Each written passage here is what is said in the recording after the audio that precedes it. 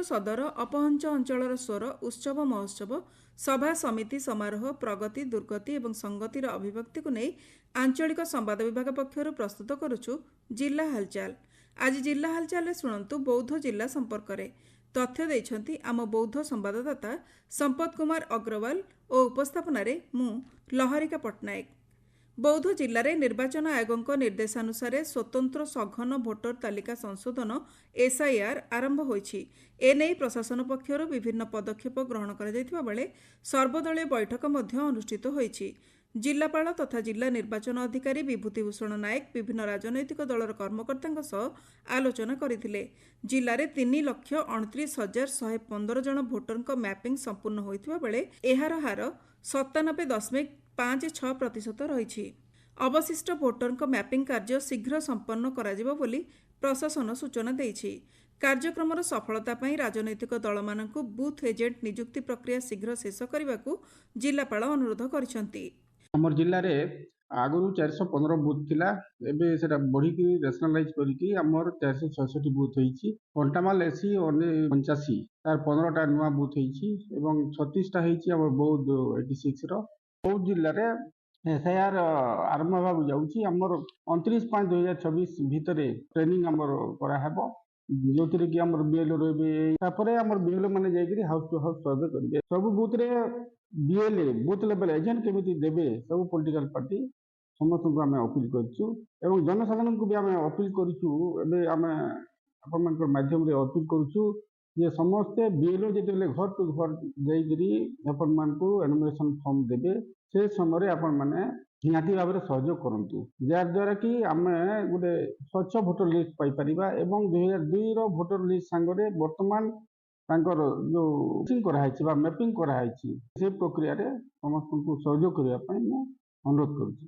ଖରିଫ ବିପଣନ ବର୍ଷ 2025-26 ପାଇଁ ରବି ଧାନ ସଂଗ୍ରହ ପ୍ରସ୍ତୁତି ସମ୍ପର୍କିତ ଜିଲ୍ଲାସ୍ତରୀୟ ବୈଠକ ବୌଦ୍ଧ ଜିଲ୍ଲାପାଳଙ୍କ ସଦ୍ଭାବନା ସଭାଗୃହରେ ଅନୁଷ୍ଠିତ ହୋଇଛି।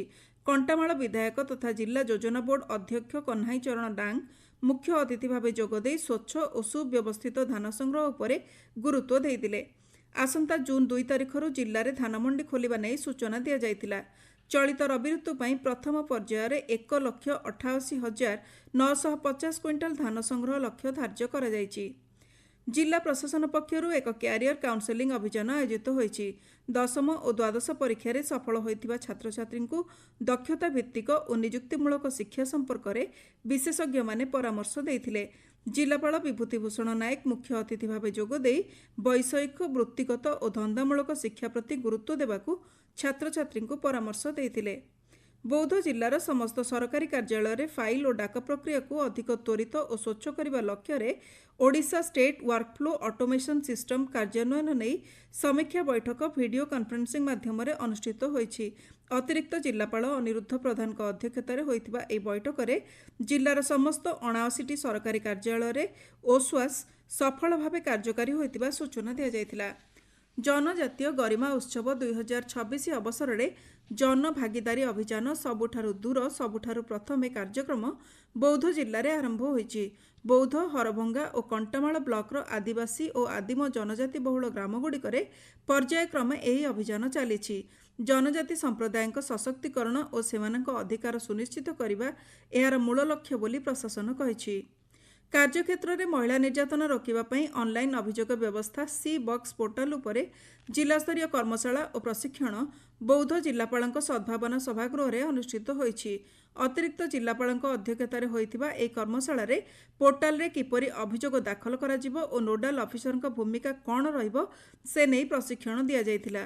ଚଳିତ ବର୍ଷ ମାଟ୍ରିକ ପରୀକ୍ଷାରେ A1 ଗ୍ରେଡ୍ ପାଇଥିବା ଜିଲ୍ଲାର 12 ଜଣ ଛାତ୍ରଛାତ୍ରୀ ଓ 100% ପାସ୍ ହାର ଥିବା 13ଟି ବିଦ୍ୟାଳୟକୁ ଜିଲ୍ଲା ପ୍ରଶାସନ ପକ୍ଷରୁ ସମ୍ବର୍ଦ୍ଧିତ କରାଯାଇଛି।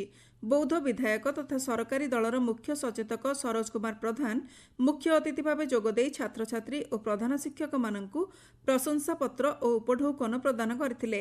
ସେ ଜିଲ୍ଲା ଶିକ୍ଷା ବିଭାଗର ମିଶନ A1 ଭଳି ଅଭିନବ ପ୍ରୟାସକୁ ଉଚ୍ଚ ପ୍ରଶଂସା କରିଥିଲେ। ଜିଲ୍ଲା ହାଲଚାଲ ଆଜି ପାଇଁ ଏତିକି। ଆସନ୍ତାକାଲି ଜିଲ୍ଲା ହାଲଚାଲରେ ଶୁଣିବେ କଟକ ଜିଲ୍ଲା ସମ୍ପର୍କରେ।